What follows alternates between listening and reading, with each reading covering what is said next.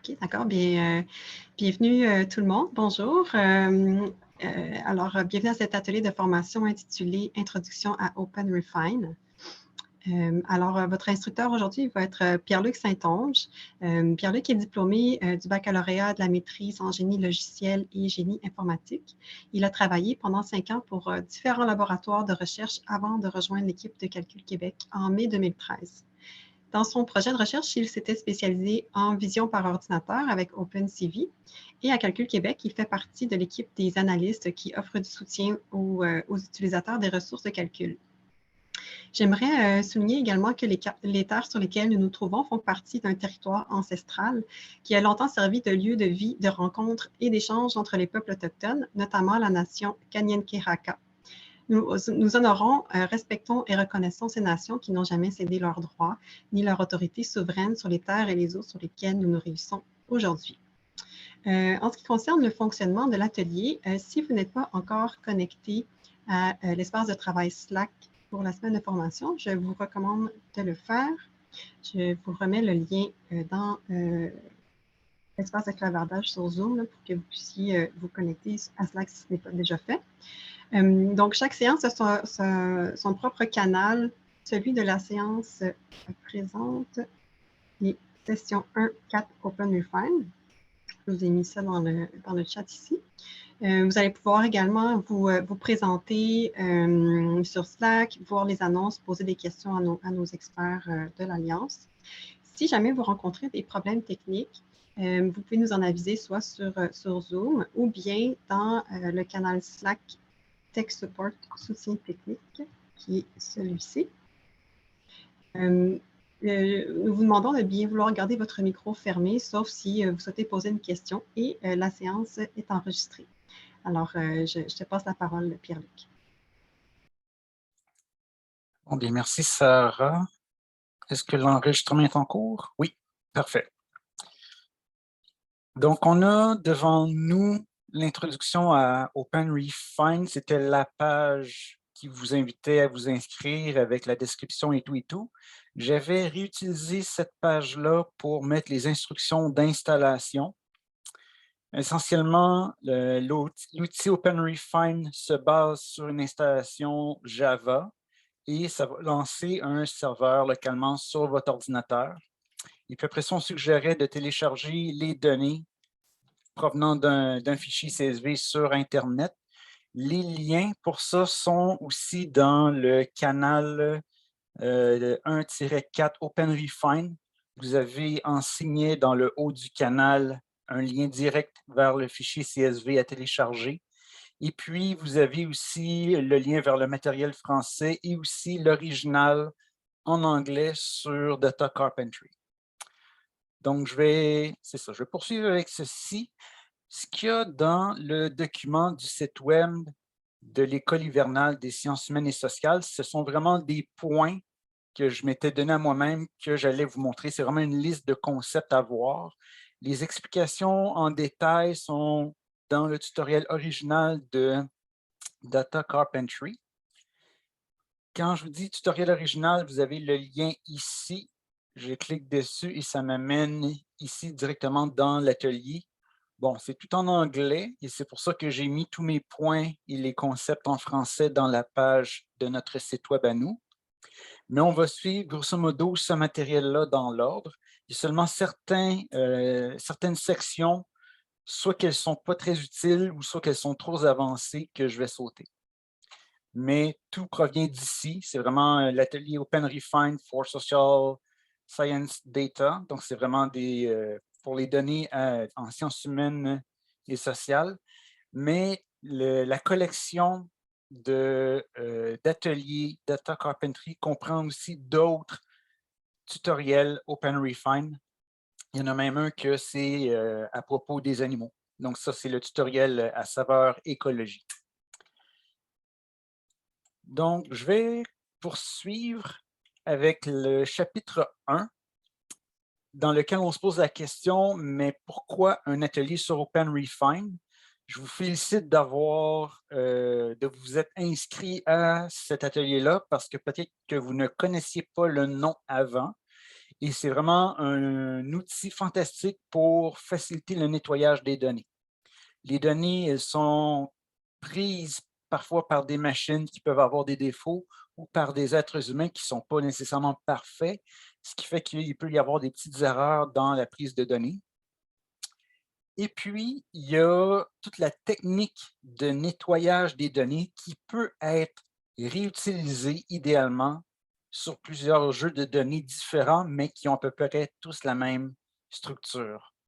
Donc, au lieu de faire ça à la mitaine, comme on dit en bon québécois, dans un Excel, et là, de changer toutes les données une à la fois, c'est long, c'est vraiment difficile et on peut même faire d'autres erreurs en faisant nos corrections. OpenRefine est vraiment l'outil qui vous permet de le faire facilement et efficacement. Qu'est-ce que OpenRefine? C'est une application qui s'exécute localement dans votre ordinateur, mais son interface passe par le navigateur web. Ce qui veut dire que, je vais le lancer dans quelques minutes, l'application va lancer une espèce de terminal qui est vraiment un exécutable de base, mais qui va rouler une espèce de serveur web sur votre ordinateur. Inquiétez-vous pas, il n'y a pas personne qui va se connecter sur votre ordinateur, c'est seulement vous. Mais vous allez vous connecter à une adresse locale qui va être normalement lancée automatiquement par l'espèce de terminal en noir qui démarre le serveur. OpenRefine va préserver les données brutes, c'est-à-dire que votre fichier CSV ou .tsv ou autre, Excel, peu importe, il va le laisser intact, mais il va quand même garder une trace de toutes les modifications que vous allez faire. Et même lorsque vous sauvegardez ce qu'on va voir tout à l'heure, un projet de nettoyage, il va quand même garder toutes les étapes de modification depuis le début. Ensuite, avec OpenRefine, on peut avoir des aperçus des données pour pouvoir identifier rapidement les problèmes dans vos données.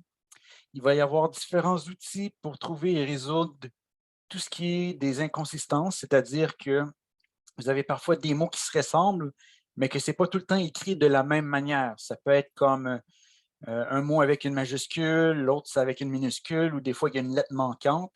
Donc, ça va nous permettre de trouver ça. On va voir aussi comment séparer ou comment traiter pas des cellules, mais c'est-à-dire des valeurs qui contiennent elles-mêmes plusieurs valeurs. Par exemple, vous pourriez avoir dans une colonne de données une chaîne de caractères qui contient elle-même plusieurs valeurs que l'on voudrait pouvoir séparer. OpenRefine permet de faire ça. Bon, la fusion avec les données externes, on ne le verra pas, mais sachez que ça peut se faire. Il y a toute la série, comme je vous disais, l'historique de vos modifications que l'on peut annuler au besoin. Si jamais on fait une opération que ça ne donne pas le résultat attendu, on peut annuler.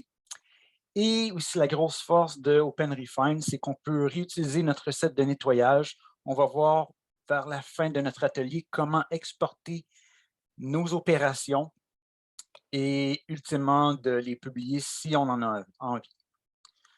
Je vais déplacer ma fenêtre. Oups. Parce qu'à partir de maintenant, on va travailler dans OpenRefine même.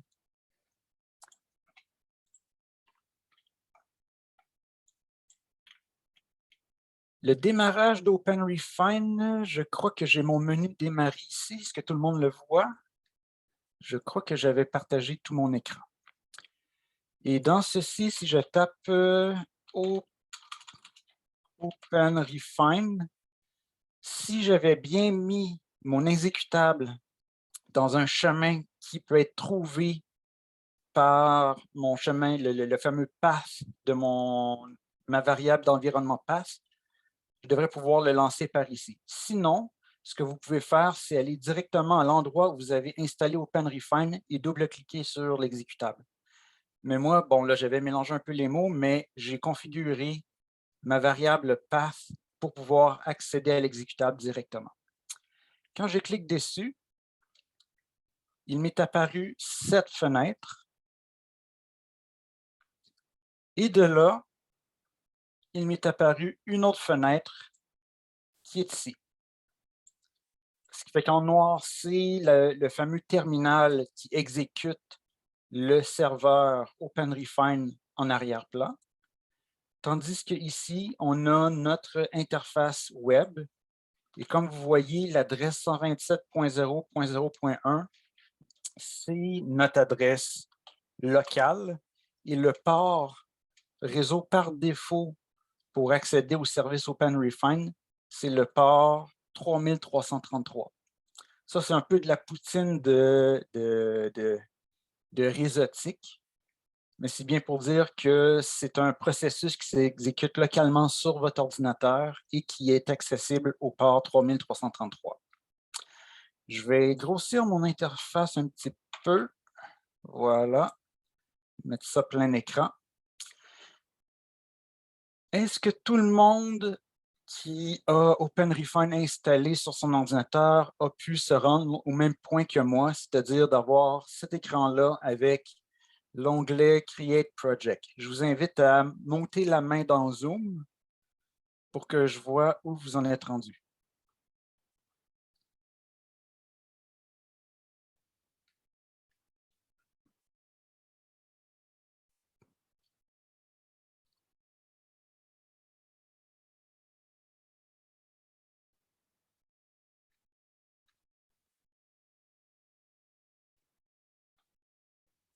J'ai vu seulement 2 mains levées. Est-ce que les autres, vous aviez des problèmes ou besoin d'aide? Ah, j'ai peut-être vu une main de plus dans le clavardage.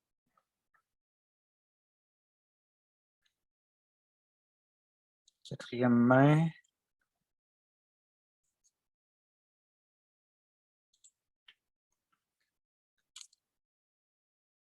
OK. Bon. Il y a le concept dans OpenRefine de projet et un projet est associé à un fichier de données. Les fichiers de données, on peut les voir en haut. On a typiquement les fichiers TSV. Ça, c'est pour des fichiers dont les valeurs sont séparées par des tabulations. CSV, ce sont des fichiers séparés par des virgules. L'étoile SV, je ne le sais pas. Ça doit être autre chose. Ça supporte apparemment Excel, mais on va quand même, pour commencer à l'introduction, seulement s'en tenir aux fichiers CSV. Bon, il y a d'autres structures de données aussi qui permettent de stocker plein de résultats. Et c'est aussi compatible avec les Google Spreadsheets ou les Google Data Documents. Moi, je vais aller chercher le fichier SAFI qu'on avait pour notre atelier. Donc, ça s'appelle safi-openrefine.csv. Et une fois que le fichier a été chargé, oups, je dois appuyer sur le bouton Next.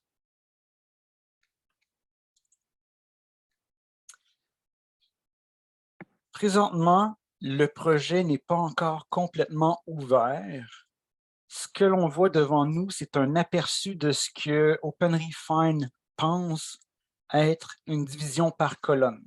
Et là, il nous demande essentiellement de vérifier le décodage des colonnes de nos données. Et à première vue, ça semble bien. Le décodage a été bien fait.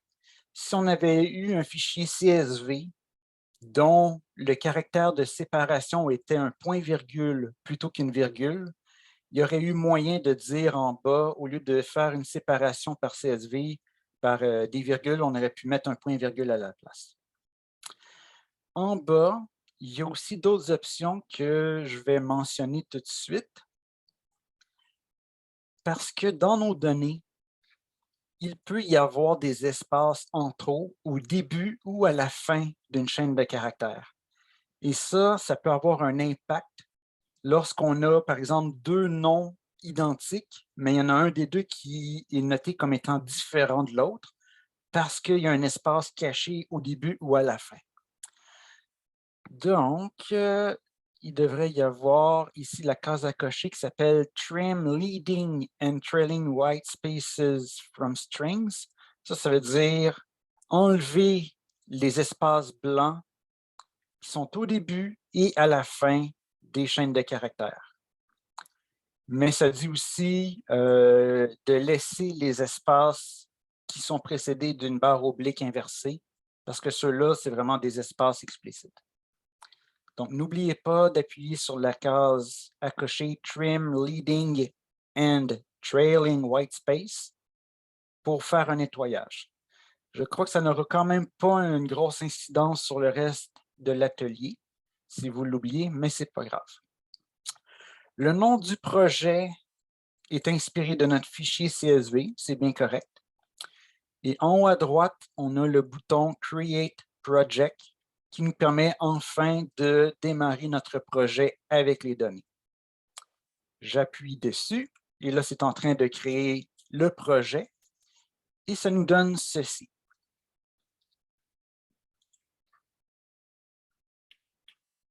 À partir de là, on a nos données un peu comme dans un tableur Excel, excepté qu'on a des fonctionnalités supplémentaires. La première chose que je vais vous montrer, ça s'appelle des facettes. Les facettes donnent un aperçu des données dans une colonne et vont entre autres nous montrer les différentes valeurs. En passant, les données ici, je ne vous les ai pas tant présentées que ça. Ce sont des données qui recensent des fermes en Afrique. Donc, ils ont fait un recensement des fermes dans 2 pays d'Afrique. Ils ont noté des dates, ils ont noté, comme on le voit, des provinces, ils ont noté le nom du village, en quelle année, c'est-à-dire combien d'années que la ferme existe. On a plus loin, il y a des mois sans avoir de l'eau. Et la colonne ici, Items Owned, qu'on va travailler plus tard dessus, qui contient différents éléments qui sont sur la propriété de la ferme. Bref, c'est le genre de données qu'il y a dans ce tableur-là. On a même des coordonnées GPS avec l'altitude. On va jouer avec l'altitude de la ferme un peu plus tard. Donc ça, ce sont nos données et on voit en haut qu'on a 131 rangées. Et présentement, il y en a seulement 10 qui sont affichées, mais je peux cliquer par exemple sur 50 pour avoir les 50 premières données qui sont affichées. Et lorsque je veux voir la page suivante, je peux aller cliquer sur Next pour voir la page 2 et sur Next encore pour voir la dernière page qui contient 31 rangées. Bref, j'ai 31 rangées ou, si vous préférez, des enregistrements. Je vais revenir à la toute première en cliquant sur First. Donc, je voulais vous montrer les facettes. Et l'exemple que je vais vous donner, c'est en partant de la colonne Village. La colonne Village, c'est à peu près comme la 10e colonne. Il y a un petit bouton avec un triangle. Et dans ce petit bouton-là, ça nous donne un menu contextuel qui nous offre plusieurs options. Il y a en premier Facette. Il y a un filtre de texte, mais il y a aussi d'autres filtres qu'on va voir plus tard. Il y a moyen d'éditer les cellules. Les cellules, c'est vraiment une case à la fois. Mais au lieu d'éditer un à la fois, ça va être une édition de masse en fonction de la valeur que l'on retrouve présentement. Édition des colonnes, il y a plein d'options là-dedans. Mais là, je vous invite à cliquer sur Texte Facette pour trier toutes les valeurs en fonction de leur nom. Donc là, on va faire Texte Facette, étant donné que présentement, toutes les valeurs de notre colonne sont considérées comme des chaînes de caractères. Eh bien, ça va de soi de commencer avec un texte facette. Une facette, c'est ce qu'on retrouve à gauche. On voit qu'on a 8 choix différents. Il y a 8 valeurs différentes qui se retrouvent dans la colonne Village. Présentement, les 8 valeurs sont triées par ordre alphanumérique, mais je peux aussi trier selon le décompte. Comme là, ici, on voit que quand j'ai cliqué sur Count, j'ai pu obtenir que les 2 villages les plus nombreux dans mes données sont God et Ruaka. Mais par name, ce qui est intéressant, c'est que déjà d'un seul coup d'œil, on voit qu'il y a des villes comme Shirodzo. Il y a une valeur mal écrite que c'est marqué Shird Dozo. Celle-là, on va la corriger plus tard. Quand je bouge ma souris par-dessus Shirodzo, bon, là, j'ai cliqué dessus, ça a sélectionné la rangée à ma droite qui contient cette valeur de village-là qui s'appelle Shird Dozo. En passant ma souris par-dessus, on voit qu'il y a une option qui s'appelle Edit. Ça me permettrait d'un seul coup d'éditer cette valeur-là pour la corriger au besoin. Mais on va le faire tout à l'heure avec un outil beaucoup plus puissant. Là, je vais cliquer sur Exclude pour revenir à la normale. Par défaut, on voit le Include, Exclude. On va revoir ça plus tard, le Include et Exclude. Les facettes numériques, bon, OK, il y a d'autres facettes aussi. Par exemple, si je prends Years Farm, il y a des facettes numériques. C'est vraiment pour regarder les différentes valeurs numériques. En fait, de considérer les chaînes de caractères dans la colonne comme des valeurs numériques. Il y a aussi des timeline facets, ce qui veut dire que les valeurs ne sont pas simplement des nombres, ce sont vraiment des dates. Le scatterplot facet, lui, je vais le sauter. Mais il y a plein d'autres options, comme par exemple des custom facets. C'est pour donner des formules qui permettent de combiner des valeurs ensemble, de sorte qu'on puisse après ça dire, bon, ben, toutes ces valeurs-là, oui, elles sont semblables, mais elles devraient avoir toutes la même valeur à la fin. Exercice en groupe, on va mettre en pratique ce qu'on vient de voir. On va essayer de trouver le nombre de différentes valeurs de interview date avec une facette. Donc, le interview date, c'est la première colonne, apparemment. Bon, le all, ça, c'est autre chose. Mais la première colonne, c'est vraiment le interview date. On se rappelle, si je veux avoir une facette, je clique sur le petit bouton avec le triangle vers le bas. Il y a ensuite l'option facet. Le nombre avec une facette, c'est ça. Et là, comme le format des dates est à peu près standard, je vais quand même passer par texte facet pour voir qu'est-ce que ça donne. Et on voit ici, toutes les dates ont été triées en fonction de comment elles sont écrites dans la colonne Interview Date. Et on voit qu'il y a 19 choix, en fait, 19 valeurs différentes. Ça, c'était un texte facet. C'était vraiment en fonction des caractères dans la colonne, mais il y a moyen d'avoir un meilleur aperçu. Je vous suggère de fermer le Interview Date en cliquant sur le bouton X en haut à gauche de la facette. Ce que je vais faire, je vais vous montrer immédiatement comment transformer les données d'une colonne pour que ce soit des données plus utiles, en particulier ici, pour avoir une facette selon les dates. L'option à choisir, c'est Edit Cells. Et après ça, ce qu'il faut comprendre, c'est que dans OpenRefine, il y a déjà une collection de transformations dites communes, des transformations qu'on fait très souvent parce que tout le monde en fait des comme ça. Et parmi les transformations communes, il y a la transformation ToDate, donc sous forme de date. Quand je clique sur ça, OpenRefine a été en mesure d'interpréter à partir des chaînes de caractères une réelle valeur de date pour chacune de ces valeurs-là. Et comme on peut l'observer, c'est maintenant en caractère vert dans la colonne Interview Date. Ça veut dire qu'il y a présentement un type de données assigné à cette colonne-là.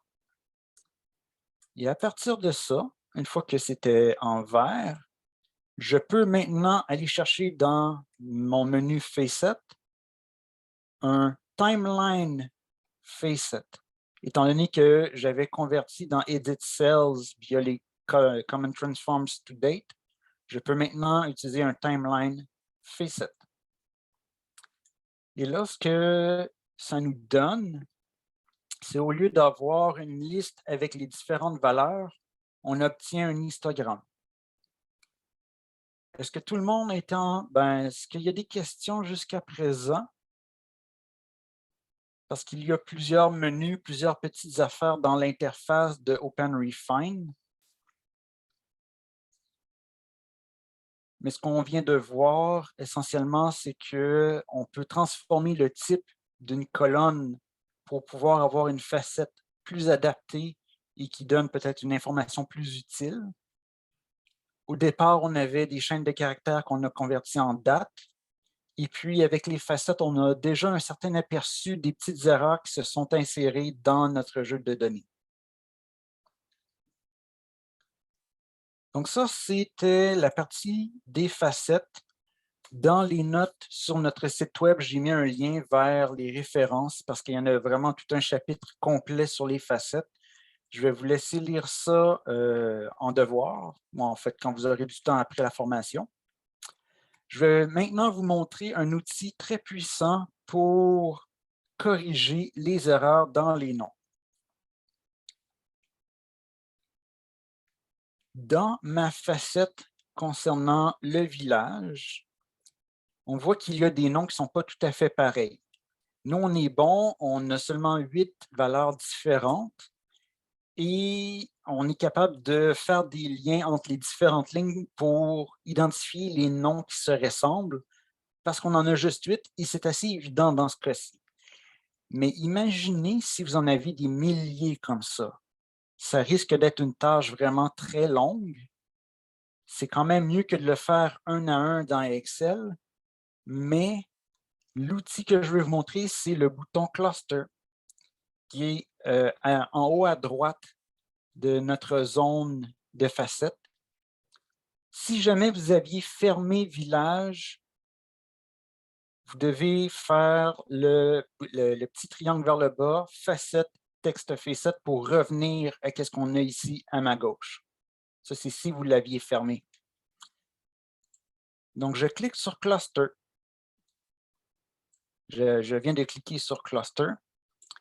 Ce qu'il faut comprendre, c'est qu'il y a deux grandes méthodes pour faire du clustering. Qu'est-ce que du clustering? Ça consiste à prendre, imaginez des points dans un graphe, essayer de trouver des nuages de points qui ont l'air d'être ensemble. Et là, nous, nos nuages de points, ce sont des chaînes de caractères dont les caractères se ressemblent. Il faut voir un peu comme les chaînes de caractères comme des vecteurs. Et on se retrouve dans un espace multidimensionnel. Et là, bon, les noms se ressemblent. Ce sont des points qui sont proches dans leur espace de nom. Et ceux-là, on veut les joindre ensemble. Il y a Key Collision. Key Collision, qu'est-ce que c'est?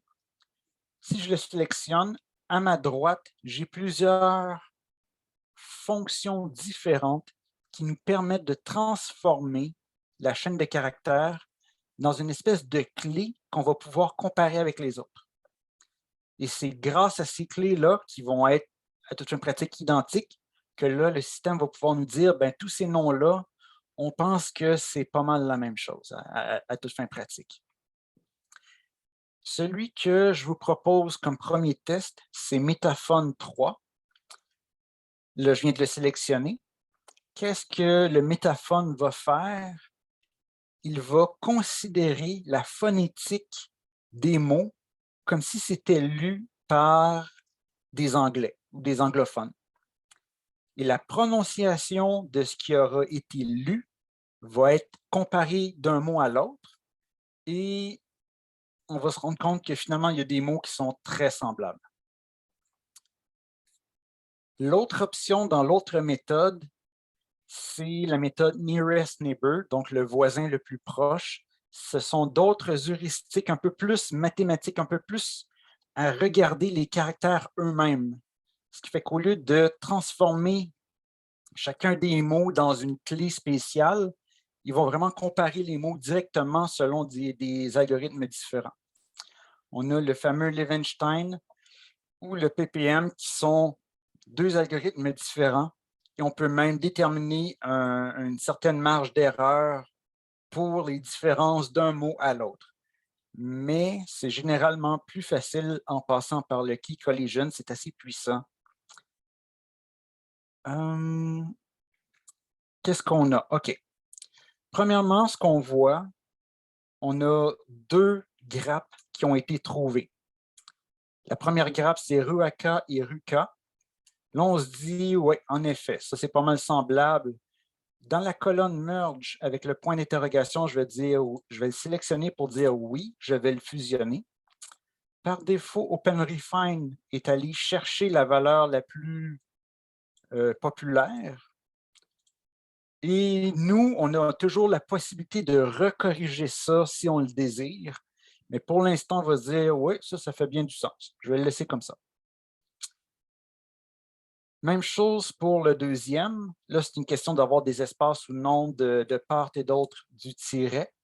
Je vais dire, oui, effectivement, le premier, c'est celui qui est le mode de mes deux possibilités et je vais le fusionner.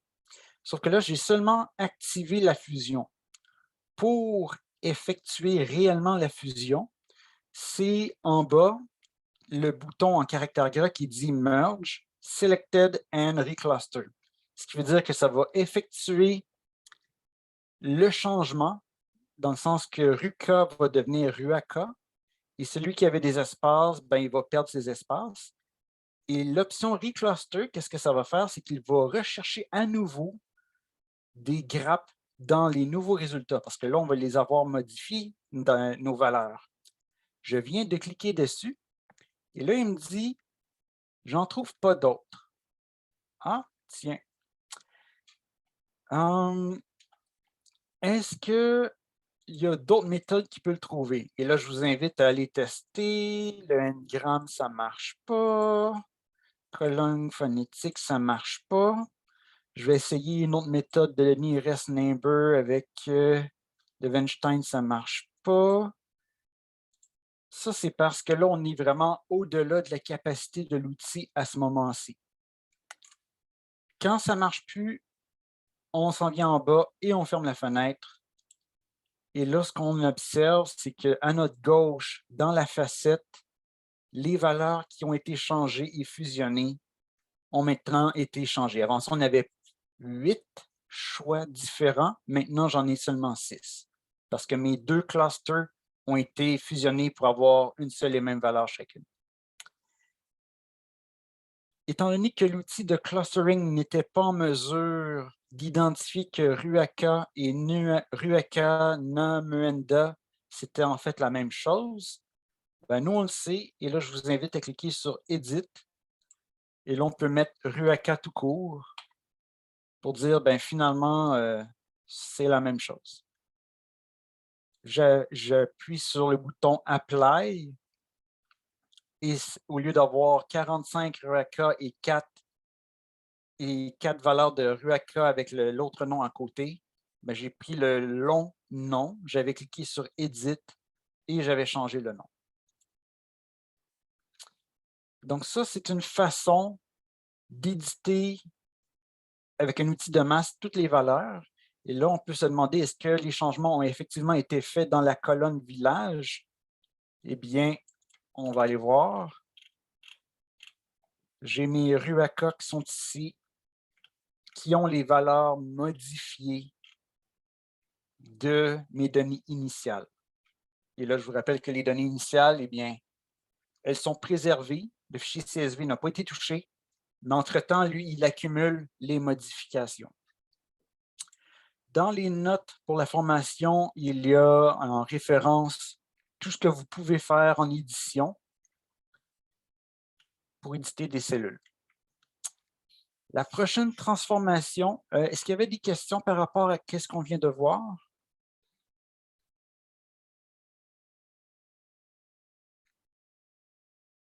Donc, on a vu les facettes, comment voir le décompte des noms. On a vu comment trouver des grappes de mots.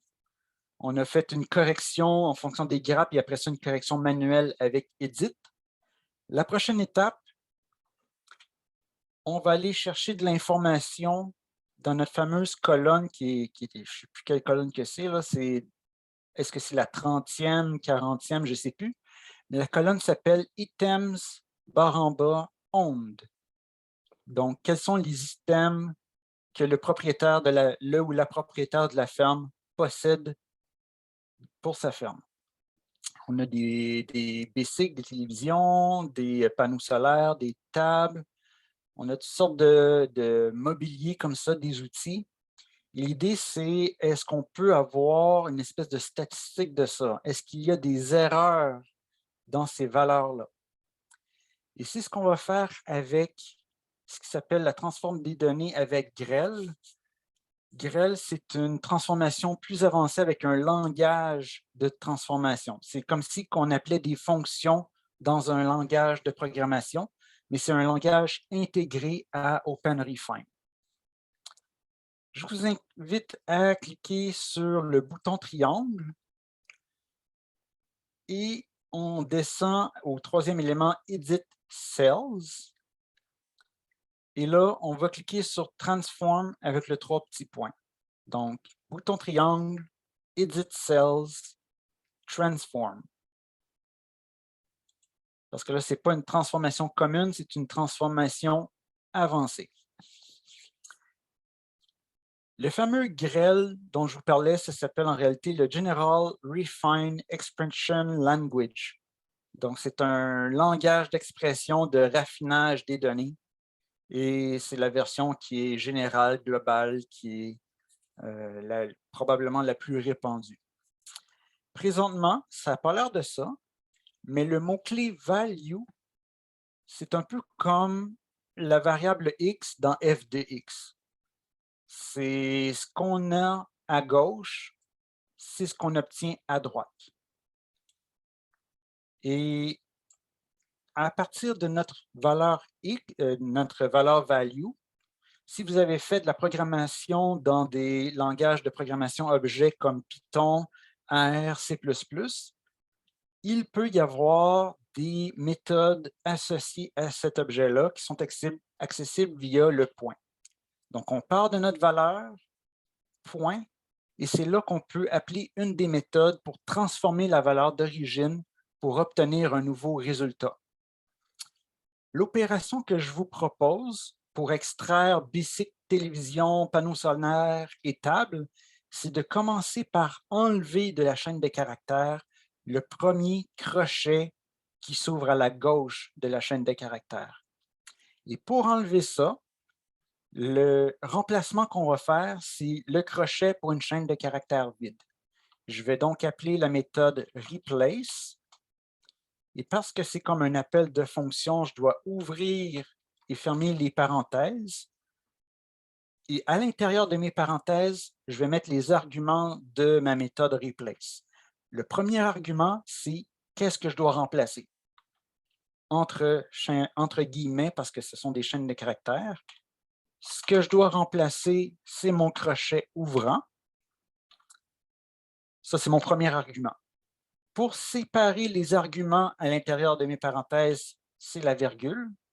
Et mon deuxième argument, ça va être la chaîne de caractères vide. Ce qui fait qu'en bas, on peut voir un aperçu de ce que mon opération en haut effectue. Ça prend ma valeur d'origine, ce qu'on voit à ma gauche, et partout où j'ai un crochet ouvrant, il va le remplacer par une chaîne de caractères vide, ce qui revient à dire que je l'enlève. Et là, bon, il y aurait moyen de faire ça très compliqué, mais je vais m'arrêter là pour l'instant pour cette opération-là. Une fois qu'on est content avec notre aperçu de ce qu'il y a à droite, bon, en bas ici, nous, on n'a pas d'erreur nécessairement. Quand il y a des erreurs, ça va garder l'original, ça ne le touche pas. Et le retransform, ça, c'est probablement parce qu'il y a des fois des transformations qui sont itératives et on veut le faire plusieurs fois. Dans notre cas ici, nous, On a seulement besoin de le faire une seule fois et tout va être beau. Donc, on est satisfait du résultat. On appuie sur OK. J'appuie sur OK.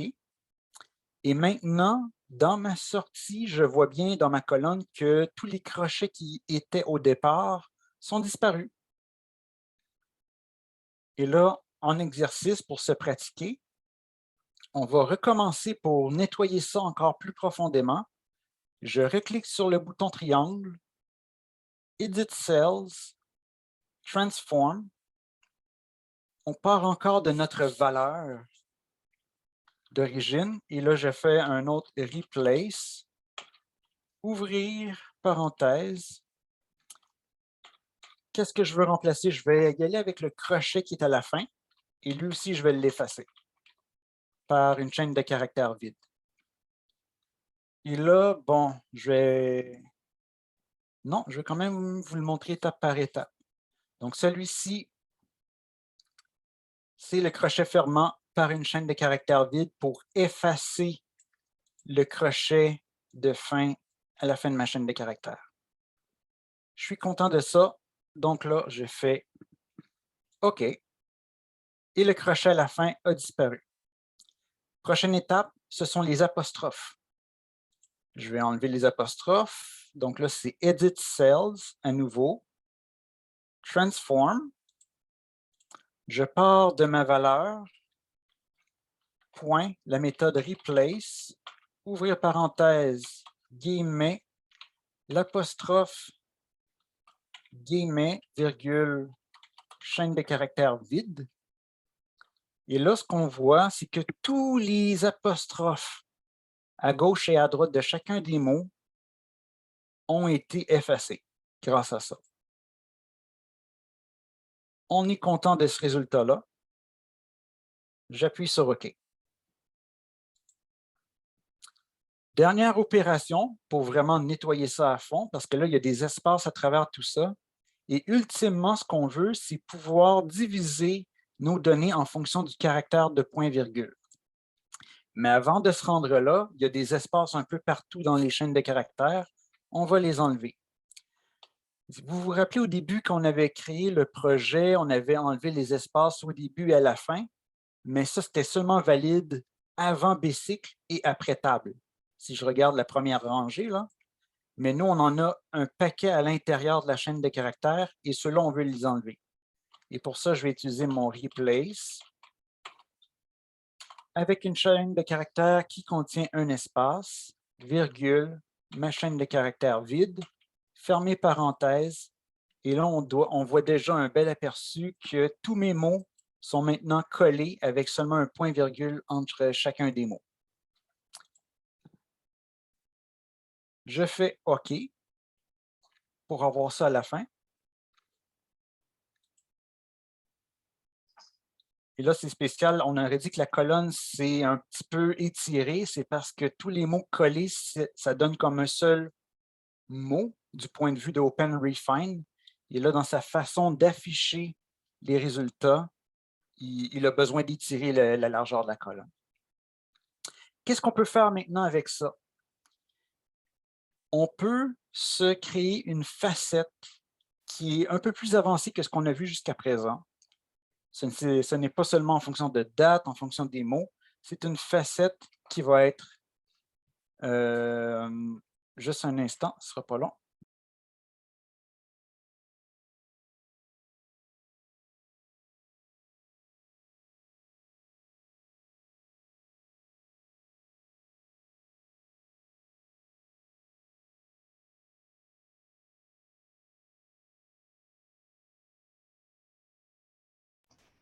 Pierre-Luc, on ne t'entend plus.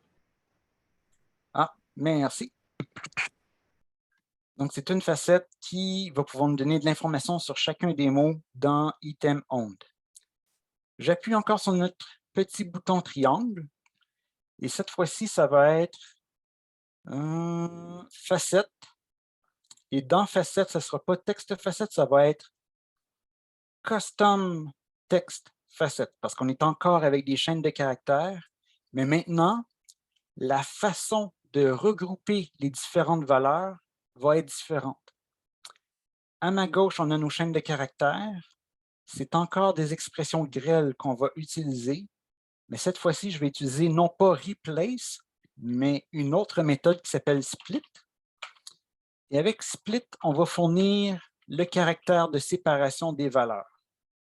Bon, là, vous allez me dire, hey, on est en train de revenir exactement au point de départ, sauf que ce qu'on obtient ici à notre droite, ce n'est plus simplement une chaîne de caractères, c'est littéralement une liste de chaînes de caractères maintenant connue et interprétée par OpenRefine comme étant une liste.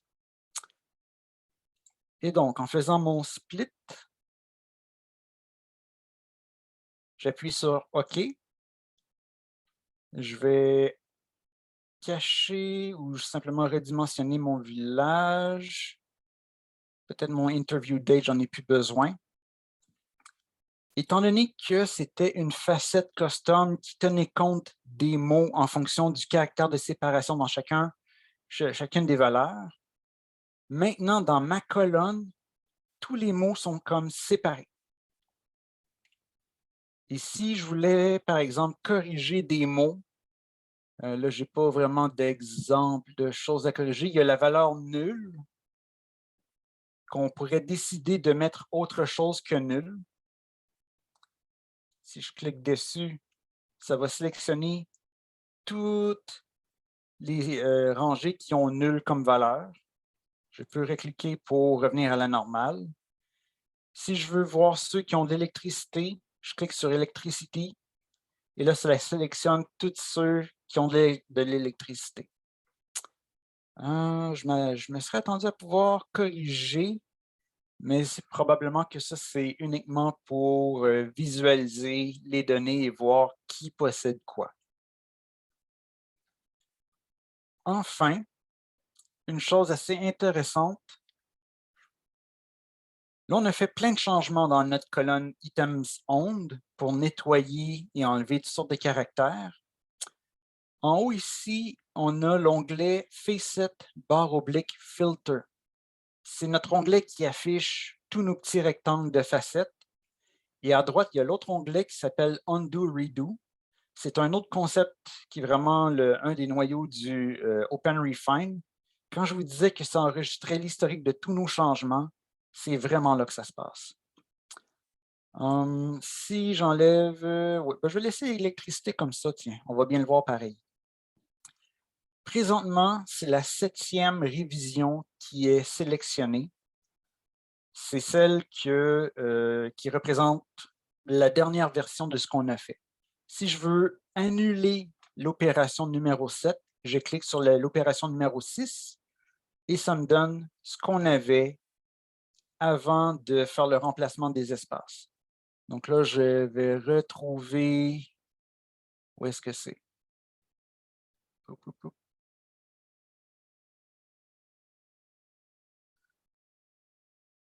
Ah, j'ai probablement pas assez de choses. Je vais enlever ma sélection d'électricité parce que là, j'en ai juste un. OK. Il vaut mieux revenir dans Facette, dans Items Owned, désactiver la sélection d'électricité pour avoir nos 131 rangées. Dans le fond, c'est ça pour mieux voir. Et après ça, dans ma colonne, c'est à peu près la 30e, 40e. Je suis désolé si ça défile vite. Voilà, Items Owned. C'est ici. Donc là, on voit qu'à la 6e opération, à ce moment-là, on avait toujours nos espaces. Si je reviens à la 5e, là, on retrouve les apostrophes. Ici, je reviens par exemple à la 3e, quand on avait nettoyé les noms de villages, là, on revient à l'origine de ce qu'on avait fait comme changement dans la colonne Items Owned. Ici, on se dit, wow, on a fait beaucoup de choses, puis je voudrais revenir à l'étape d'après tous mes changements. Je reclique sur le numéro 7 et là, ça refait tous les changements qu'on a fait jusqu'à présent. Est-ce que ça va pour ça?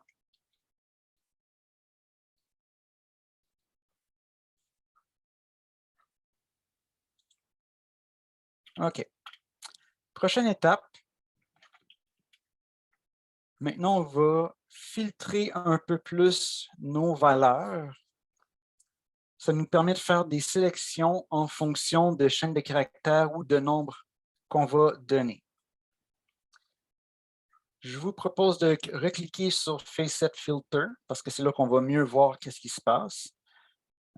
Pour se faire un peu de ménage, on va fermer Items Owned et on va même fermer Village.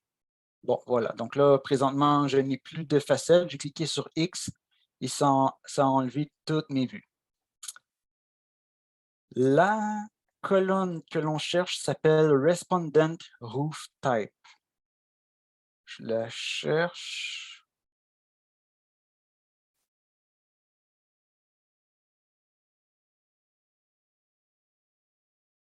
Il devrait bien y avoir... Ah, ici.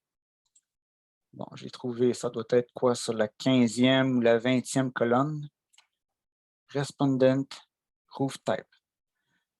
Ce qui veut dire, c'est le type de toit des maisons. Il y en a que c'est en gazon, il y en a d'autres que c'est en un autre matériau.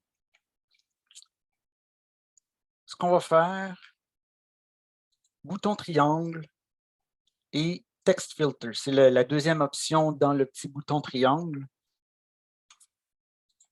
Qu'est-ce que ça nous permet de faire? Ça nous permet de rechercher les enregistrements qui correspondent à ce qu'on met comme texte. C'est un peu comme faire une recherche dans un moteur de recherche sur Internet, sauf que cette fois-ci, on le fait avec les valeurs dans la colonne qu'on a sélectionnée.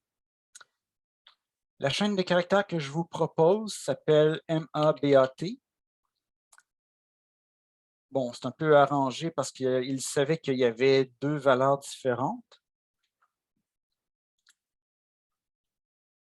Ce que je vous demanderais de faire en plus, c'est de créer une facette avec cette colonne-là en même temps.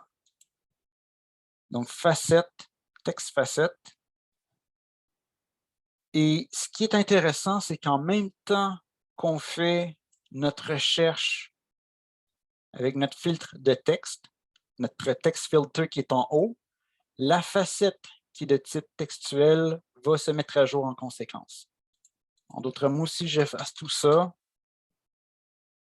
la facette en bas va s'ajuster et me dire que j'ai trois valeurs différentes dans ma colonne Respondent Roof Type. Tandis que si je fais ma BAT comme ceci, ça me permet de sélectionner seulement les deux qui ont à peu près les mêmes 7 premiers caractères. Si je rajoute, bon là je vois que j'en ai 50, j'ai une deuxième page avec 8. Dites-vous que plus vous affichez des valeurs, plus c'est lourd dans votre navigateur web, mais 50 rangées, c'est quand même pas si pire, là. Il y a pire que ça pour votre navigateur web. Si je rajoute 2 lettres, et les 2 lettres que je vous propose, c'est IP, ça me permet de sélectionner seulement celui qui a 10 valeurs. Et si je voulais, mettons, sélectionner seulement ceux-là pour les éditer, je pourrais les éditer si j'en avais besoin. Sinon, je peux enlever les 2 IP pour revenir à ma sélection des 2 valeurs différentes qui correspondent à ma BAT.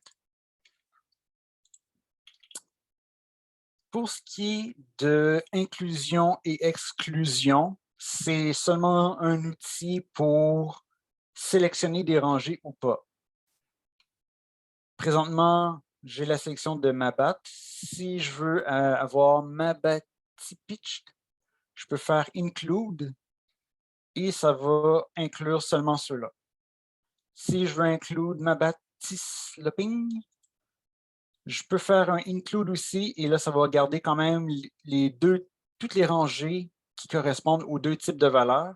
Pendant ce temps-là, si j'enlève, mettons, ma BAT, tout ce qui n'était pas inclus, par exemple le gazon, grass, va être exclu dans la sélection. Donc, include et exclude, c'est seulement pour sélectionner les valeurs qui nous intéressent à garder. Donc, include, c'est seulement pour sélectionner. Et exclude, c'est quand on l'avait sélectionné, ben on dit ben, finalement, je ne veux plus le sélectionner.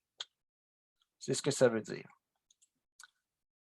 En conclusion de l'épisode 3, en fait le chapitre 3, une facette, c'est-à-dire mon grand carré ici, là, c'est vraiment pour avoir un aperçu de nos données, pour avoir les différentes valeurs dans une colonne, ainsi que le décompte de chacune des valeurs dans une colonne.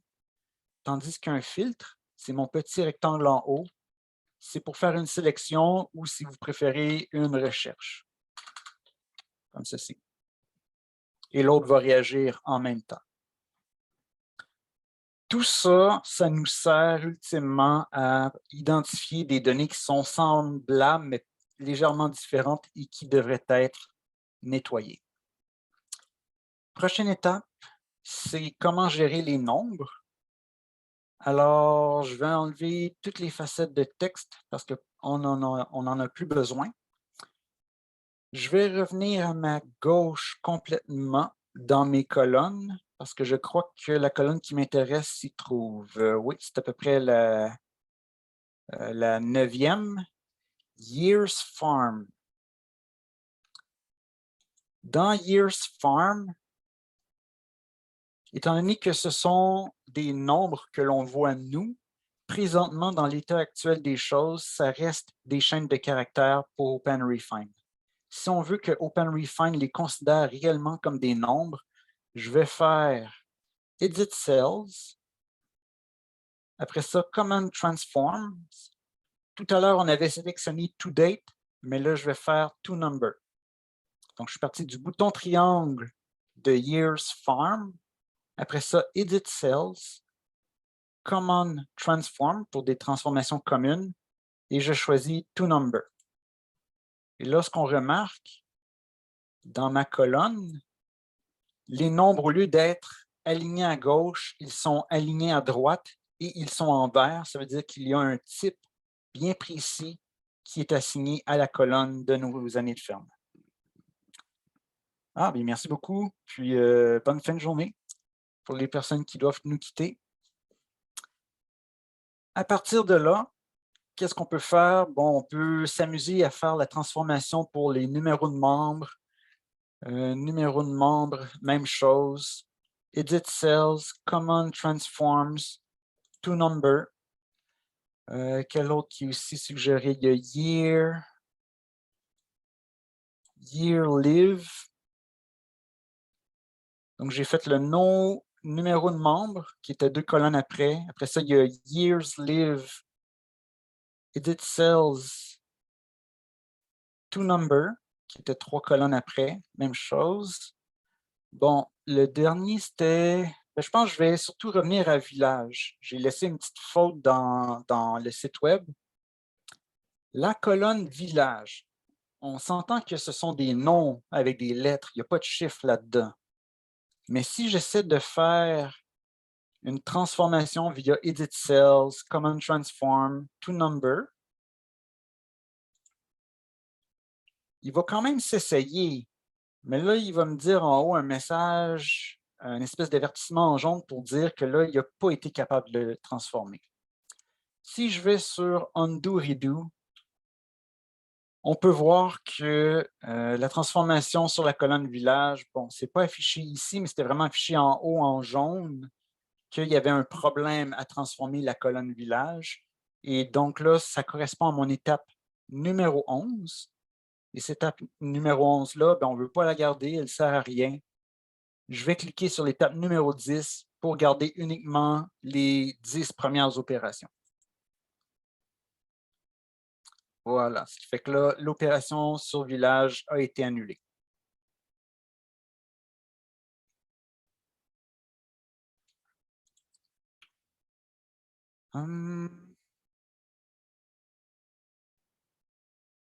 Ça va pour ça.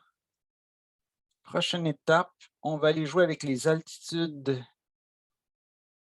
mesurées par GPS. De souvenir, c'est vers la fin du tableau. Oui, c'est ça. La deuxième avant-dernière colonne, c'est la colonne GPS altitude. Je n'ai pas les unités, mais je présume que ce sont des mètres ou des pieds. Bon, probablement des mètres, c'est quand même plausible. on voit que ce sont des nombres. Ils ne sont pas encore transformés en nombres, mais on peut quand même créer une facette qui va automatiquement les considérer comme des nombres.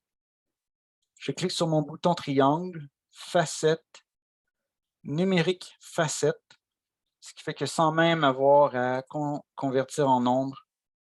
Ah!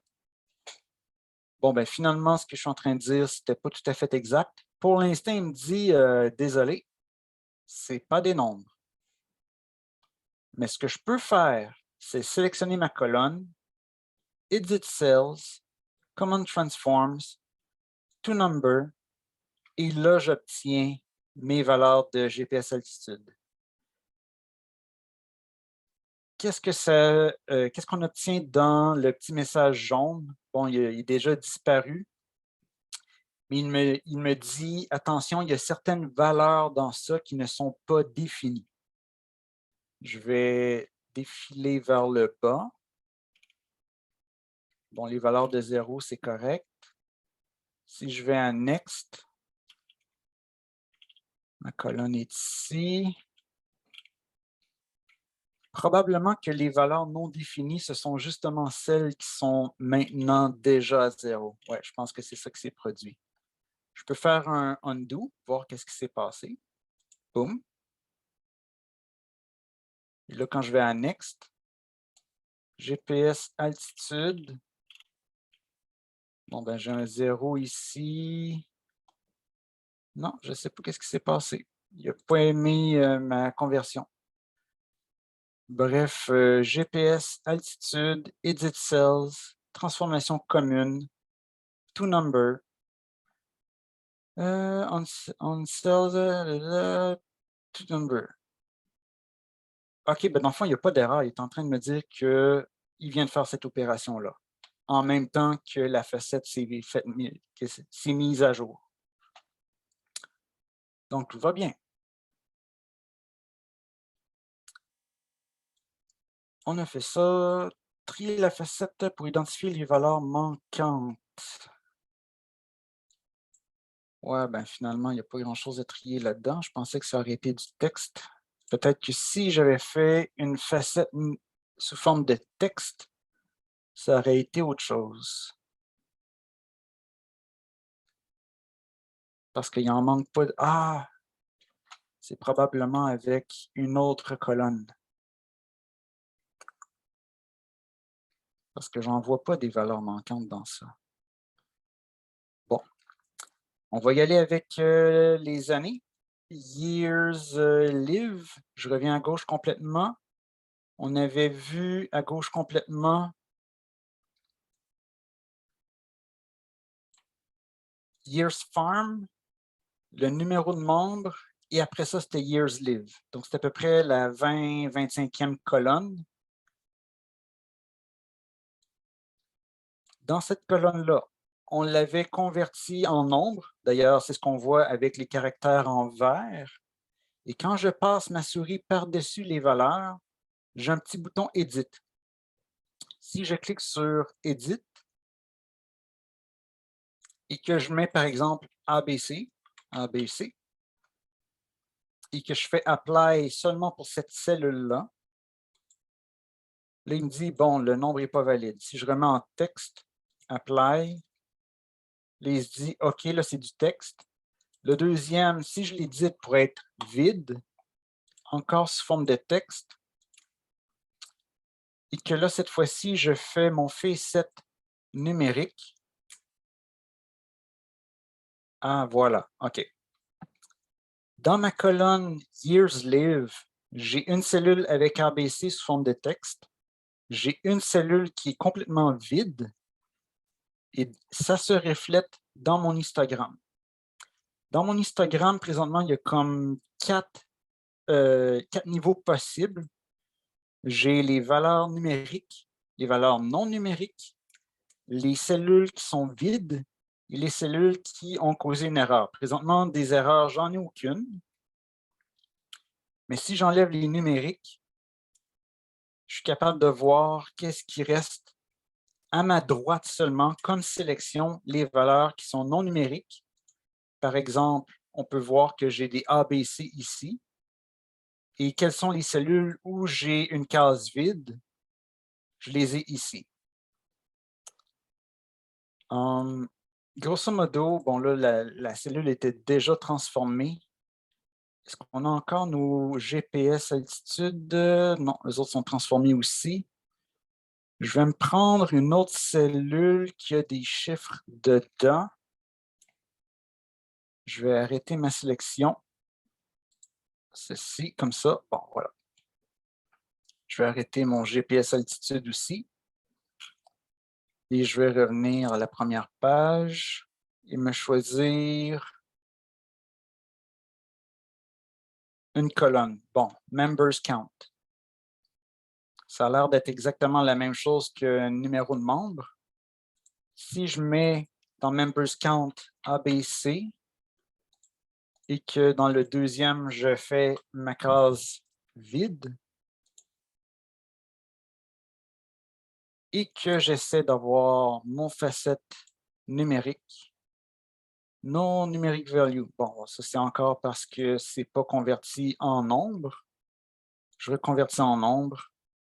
Et là, c'est le fameux patron que je voulais vous montrer. Qu'est-ce qui arrive si, au départ, vous aviez des nombres qui sont mal écrits ou que vous aviez des cellules vides et que si vous essayez de les transformer en nombres et d'avoir une facette numérique, vous obtiendriez ceci. On n'avait pas tout à fait ça avec le GPS tout à l'heure, mais là, on l'a avec lui ici. Là. Les exemples sont peut-être à ajuster dans mes notes.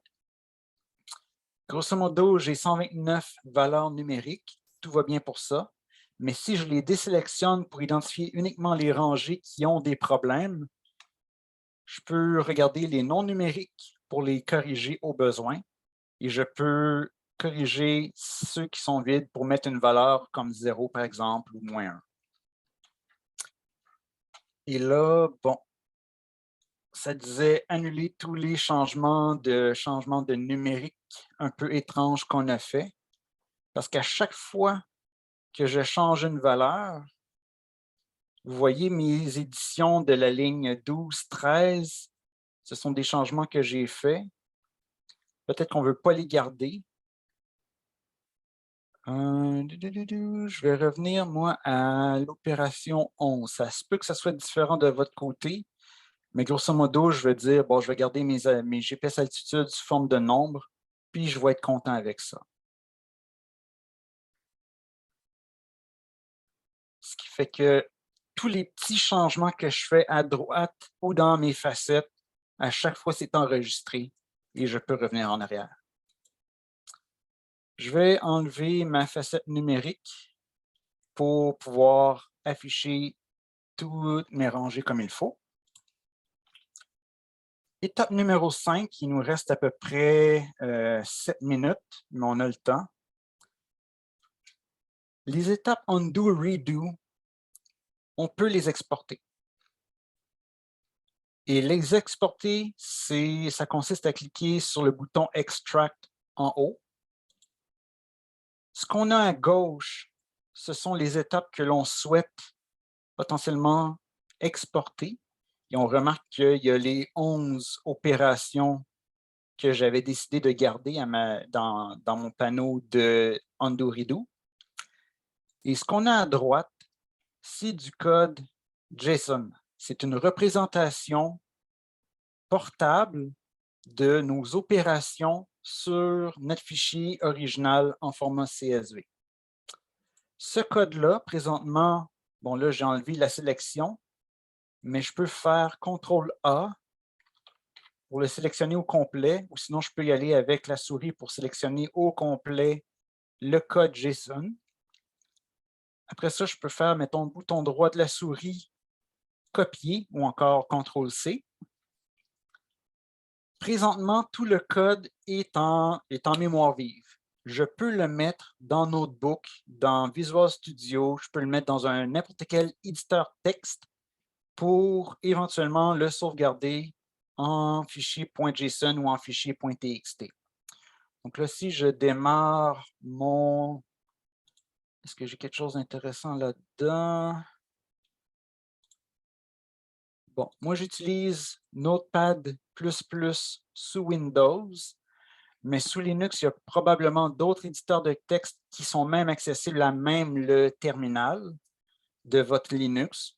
Sur macOS, je crois que c'est TextEdit, mais il va falloir que vous fassiez une sauvegarde en mode texte seulement, parce que TextEdit permet aussi de sauvegarder des textes formatés avec des choses grasses, italiques, soulignées, etc.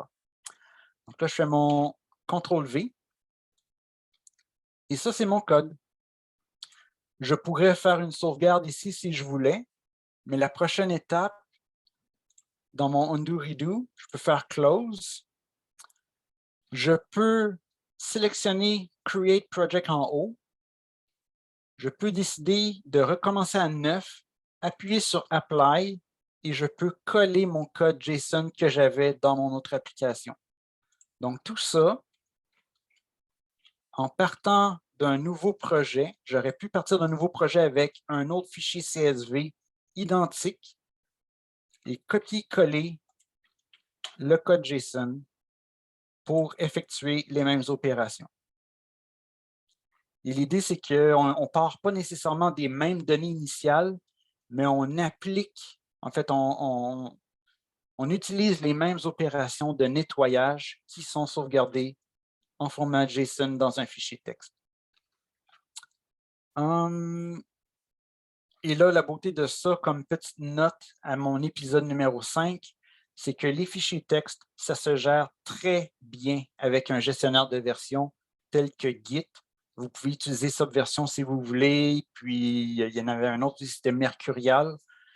Nous autres, on montre dans nos différentes formations à l'Alliance comment utiliser le gestionnaire de version Git.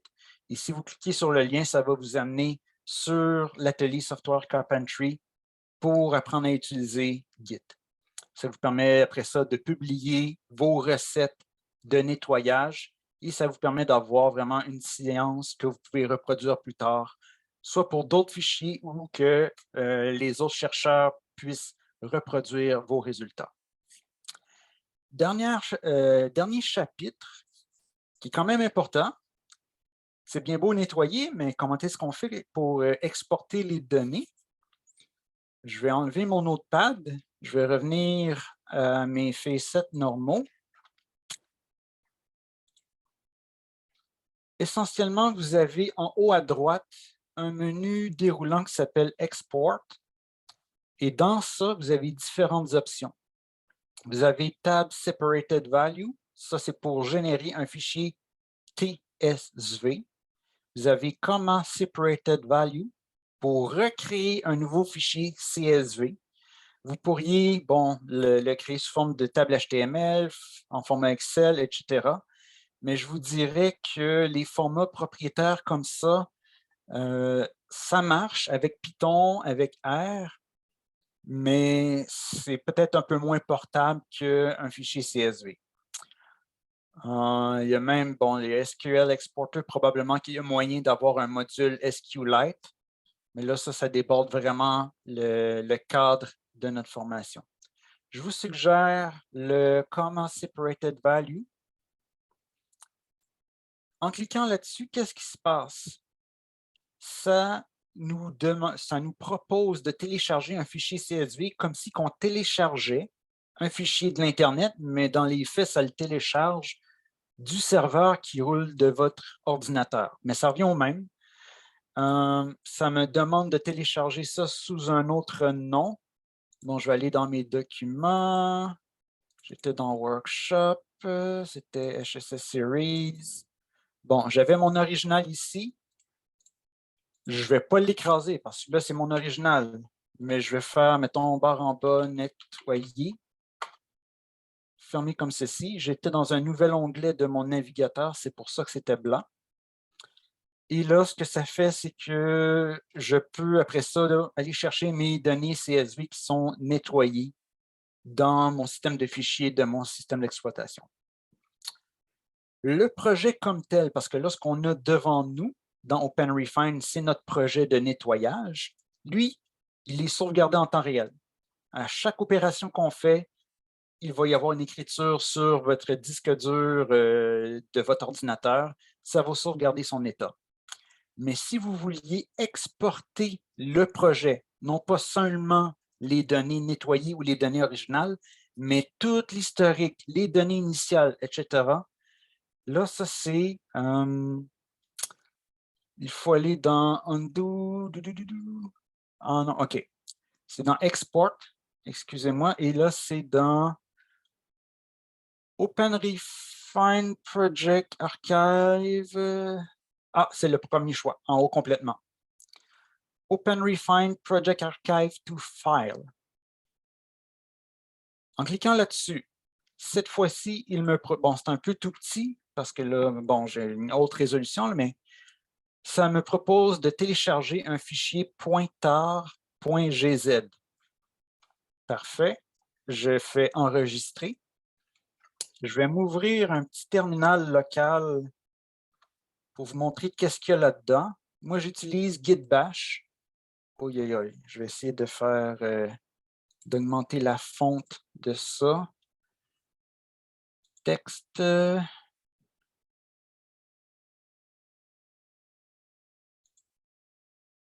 Par défaut, je suis à 9. Je vais le mettre à 16. Apply. Bon, parfait. Je vais aller dans mes dossiers.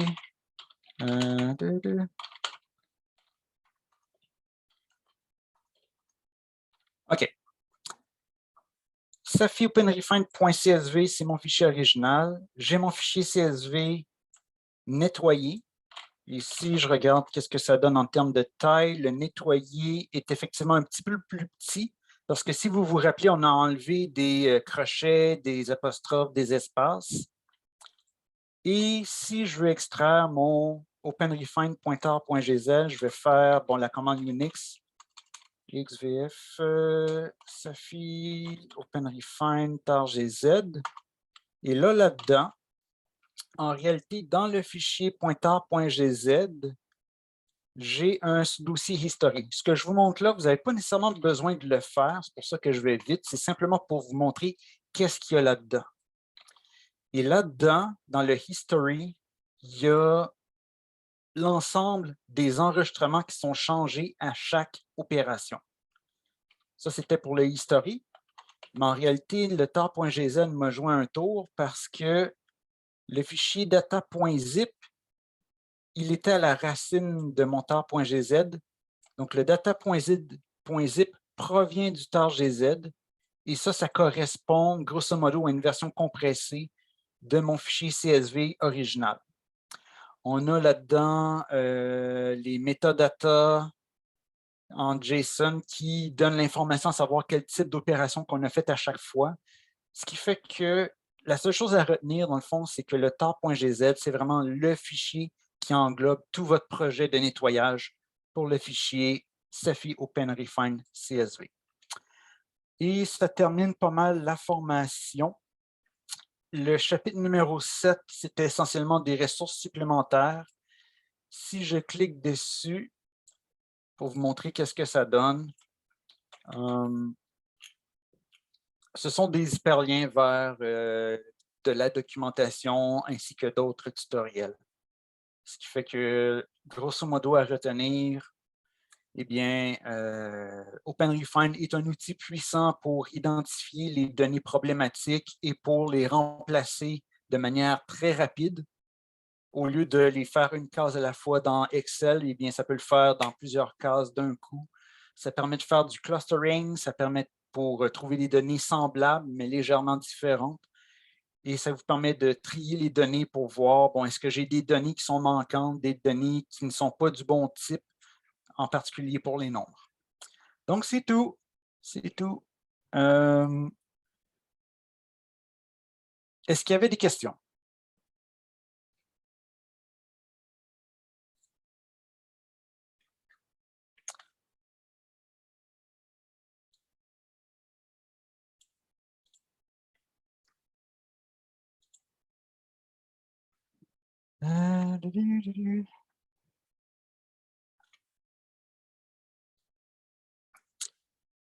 Dans le canal session 1-4 OpenRefine, dans le haut complètement, vous avez le lien vers le matériel original de Data Carpentry, mais vous avez aussi un sondage que je vous invite à remplir. Est-ce que je prévois une suite à l'atelier? Je vous recommanderais de regarder les autres formations à l'Alliance et à Calcul Québec. On a une autre formation OpenRefine qui est plus longue, qui va peut-être montrer plus de concepts. Là, c'était un format de 90 minutes, mais il me semble qu'on a une collègue qui le faisait, là, ça prenait la journée au complet parce qu'il y avait beaucoup plus à montrer.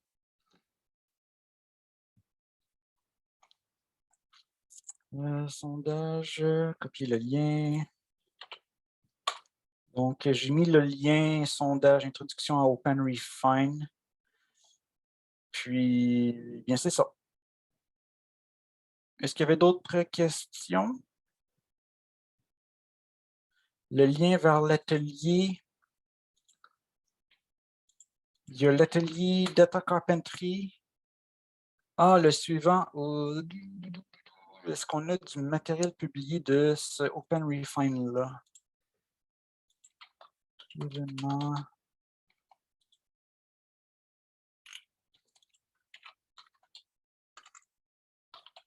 Non, je ne crois pas qu'on a d'événements, de matériel publié pour l'autre OpenRefine. Ah oui, OK. Excellent. Bon, j'ai mis le lien vers le matériel de référence, mais une chose qui est peut-être une source de confusion, dans Data Carpentry, il y a des leçons avec plusieurs saveurs différentes. Nous, on a pris Social Sciences, mais il y a la version aussi écologie qui va peut-être montrer d'autres choses. Ce qui fait que dans la page des leçons, vous avez d'autres ateliers OpenRefine qui vont peut-être montrer des fonctions supplémentaires, là, une ou deux petites fonctions différentes. Entre autres, dans celui d'écologie, je me rappelle, il y avait littéralement une séparation des valeurs d'une colonne en plusieurs colonnes. Exemple, prénom-nom, ben, il était capable de séparer le prénom et les noms. Il y a aussi Library Carpentry, Library.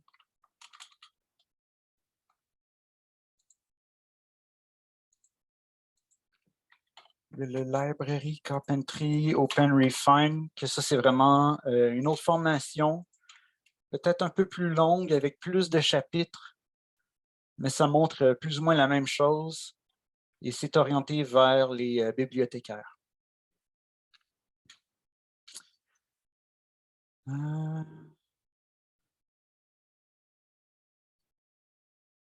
Oui. J'ai vu que Sarah avait mis un lien vers les formations de Calcul Québec. Mais sinon,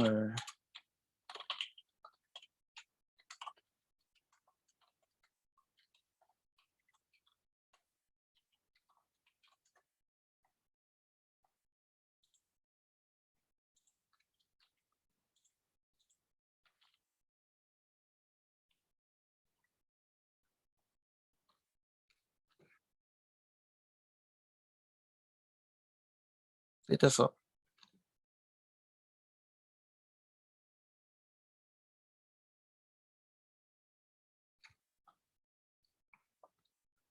Donc, je vous remercie. Je vois qu'il reste Anita et Irina. Et puis, nous, on est encore présents toute la semaine sur le Slack si vous avez d'autres questions. Bonne fin de journée. Merci beaucoup, Pierre-Luc.